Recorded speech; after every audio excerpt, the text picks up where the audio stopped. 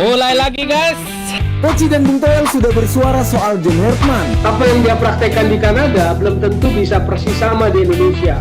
Jadi memang nggak segampang itu. Itu tandanya apa? Ya mungkin itu menandakan kalau pelatih kita ini sudah benar. Sekarang sudah dipilih ya kita support. Yang penting nggak ada Belanda-Belandaan aja. Ya kalau mau Justin mau sewot ya sewot aja nggak apa-apa. Dengar nih, kotak sama handuk. Fans timnas mulai bertanya-tanya, benarkah John Herdman adalah pilihan yang tepat?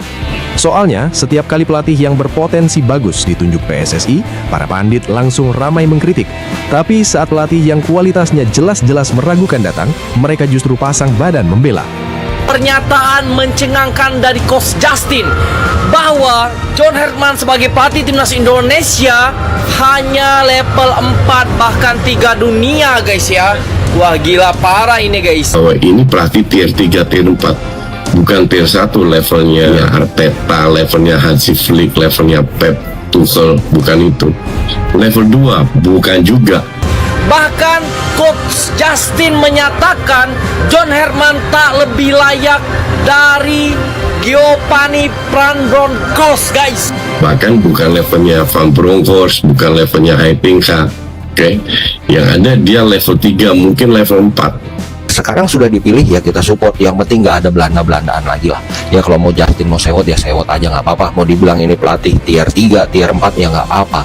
Katanya ini bukan tier 1 lah. Kluivert tier berapa? Itu kalau nama besar yang katanya tier 1 nggak bisa apa-apa. Karena itu kita lupakan yang sudah lewat, kita fokus ke depan. Beri pelatih ini kesempatan. Kalau seandainya dia berapa kali beri kesempatan nggak perform, kritik kok. Itu yang gue lakukan. Ketika pakai 3-4-3 bertahan akan jadi musuhnya Coach Justin kayaknya, karena nggak pakai 4-3-3. Tapi begitu menerapkan 4-3-3 nanti akan menjadi sahabat Coach Justin. Nah bagaimana nih? Koci dan Bung Toel sudah bersuara soal John Herdman. Itu tandanya apa? Ya mungkin itu menandakan kalau pelatih kita ini sudah benar. Mungkin ya. Ya soal kan kemarin pas El Bintang Laut dia diem-diem aja tuh pada. Kalau sekarang Koci bilang Mas Herman itu bukan pelatih tier 1 atau tier 2. Ya itu benar. Nah kalau Patrick itu tier berapa Koci? Terus Toel juga bilang apa yang dipraktekkan John Herdman di Kanada itu belum tentu bisa diterapkan di Indonesia. Jadi apa yang dia praktekkan di Kanada belum tentu bisa persis sama di Indonesia. Ya itu benar juga. Tapi kenapa kemarin ke Patrick nggak bilang apa yang dilakukan Patrick sebagai pemain belum tentu sama pas jadi pelatih? Ya intinya tugas kita saat ini sebagai supporter dukung lagi timnas kita walaupun sering dikecewakan. So gimana menurut kalian Ci? Kenapa dia dipanggil?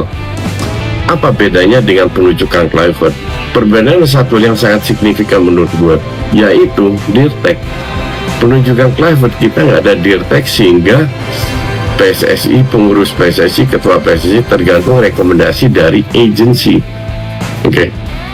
Kita sekarang punya Dirtek. Yang penting nggak ada Belanda-Belandaan lagi lah. Yang jelas ini jauh lebih murah dari pelatih yang katanya terbaik kemarin. Ya semoga aja ini sukses. Tetap kita harus support. Kita lihat targetnya yang pertama adalah juara Piala AFF dan 4 besar Piala Asia 2027. Mulai lagi guys. Elbek mulai kembali. Dua-dua manusia ini yang sangat mengerti bola ini, dua-dua manusia ini yang sangat berpengalaman dengan persepak bolaan ini kembali mengkritisi pandangan mereka tentang John Herdman yang akan menjadi pelatih timnas Indonesia. Kalau kemarin-kemarin waktu Taeyong jadi pelatih, dua orang ini mengkritisi, giliran Patrick Kluivert didiamin kan begitu. Sekarang belum juga John Herdman melatih udah mengkritik nih pandangan mereka. Misal seandainya ini berdua ini berulahnya kayak seperti Sintayong dulu, kritiknya brutal-brutal. Oke? Dua-dua orang ini gue tantang ini satu ring nih, 2 lawan 1. Gua sama 2 orang ini gua lawan di ring. Oke? Dengar nih, kotak sama handuk. Tepat 1 tahun lalu telah dibuat suatu keputusan yang membuat satu jagat raya sepak bola Indonesia gengger. Tepat 1 tahun lalu, kayaknya dari hari itu kita udah harus kubur mimpi kita jauh-jauh ke Piala Dunia. Karena tepat 1 tahun lalu adalah hari dimana pelatih yang gak salah apa-apa tapi dipecat. Katanya sih ada masalah ruang ganti, tapi tidak ada yang bisa membuktikan itu. Dan tepat 1 tahun lalu, kayaknya per tanggal itu deh kita terakhir main king-kingan tentang Indonesia nih. Dan tepat 1 tahun lalu di hari sorenya, Fabrizio Fabrizio Romano mengumumkan adanya pelatih baru yang hobinya keringetan dan lap-lap keringat itu, dan membuat sebuah disaster untuk kita semua. Dan kayaknya tepat 1 tahun lalu, kayaknya per tanggal itu kita udah mulai nggak percaya dengan bapak itu ya, yang kita kira bakal kasih perubahan ternyata Sam Jubong. Tepat setahun lalu pemecatan Taeyong boy. Semoga John Hartman bisa membuat kita melupakan dia dengan prestasi yang bisa dia berikan. Terima kasih federasiku yang tercinta, tahun lalu sudah memecat orang yang harusnya nggak dipecat, dan kita kayaknya tahun ini ada di Piala Dunia nih. Cie, tahun baru, pelatih baru, ketua umumnya nggak baru. Inilah perbandingan gaji pelatih timnas Indonesia dari mulai Sintayong, Patrick Kluivert hingga John Hartman. Sebelumnya, Sintayong dikabarkan mendapatkan gaji sebesar 1,9 miliar per bulan.